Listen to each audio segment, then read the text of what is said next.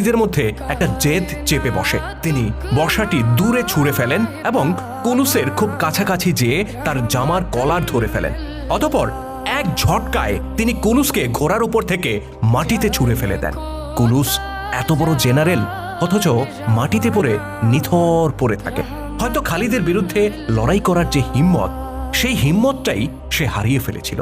এ সময় দুজন মুসলিম সৈনিক এসে কুলুসকে বন্দী করে নিয়ে যায়। কুলুস বন্দী হওয়ায় রোমান সৈনিকেরা তো বেশ মর্মাহত হয়, কিন্তু আজাজির এই ঘটনায় বেজায় খুশি ছিল।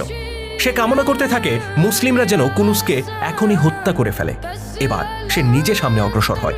খালিদকে পরাজিত করার একটা বড় বাসনা তার মনের মধ্যে ছিল।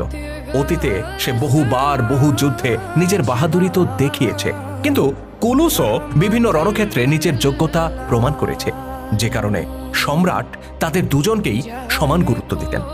আজকে নিজের হাতে খালিদকে পরাজিত করে আজাজির নিজের শ্রেষ্ঠত্ব প্রমাণ করতে বেকুল হয়ে আছে। আজাজির ছিল খুব ঠান্ডা মাথার যোদ্ধা।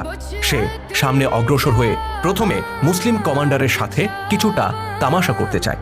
সে খালিদের থেকে খানিকটা দূরে থেমে গিয়ে কৌতুকের সুরে বলে, ওহে আরব ভ্রাতা, দূরে দাঁড়িয়ে কেন? এসো, সামনে এসো, আমি তোমাকে কিছু প্রশ্ন করতে চাই। এদিকে আমাদের খালিদ, তিনি তো রসিকতা করার লোক ছিলেন না। তিনি ঝাঁজের সাথে বলেন, ওহে আল্লাহর শত্রু, তুমি বরং আমার কাছে আসো। আমাকেই যদি আসতে হয় তাহলে আমি তো তোমার কাছে যে কোনো প্রশ্নের জবাব দেব না, আমি বরং তোমার মাথাটা মাটিতে ফেলে দেব। আজাজির এই উত্তর শুনে বেশ কিছুটা সময় বিস্ময় ভরা চোখে খালিদের দিকে তাকিয়ে থাকে। অতঃপর নিজের ঘোড়া আগে বাড়িয়ে সে দ্বৈত যুদ্ধের দূরত্বে গিয়ে দাঁড়ায়। গম্ভীর কণ্ঠে আজাজির বলে, ওহে আরব, আমাকে বলো তো, কি কারণে তুমি আমার সাথে যুদ্ধে অবতীর্ণ হয়েছ? তোমার কি এই ভয় হয় না যে আমি তোমাকে হত্যা করে ফেললে তোমার বাহিনী নেতৃত্বহারা হয়ে পড়বে? খালিদ বলেন, তুমি ইতিমধ্যে আমার সহযোদ্ধাদের দক্ষতা নিজের চোখে দেখেছ।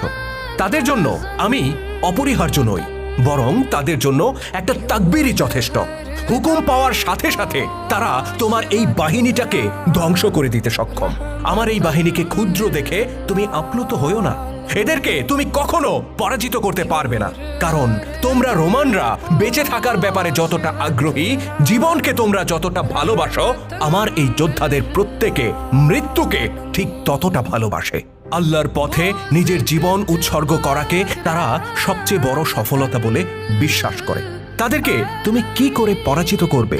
আমাকে বরং বলো, কি নাম তোমার, কি তোমার পরিচয়?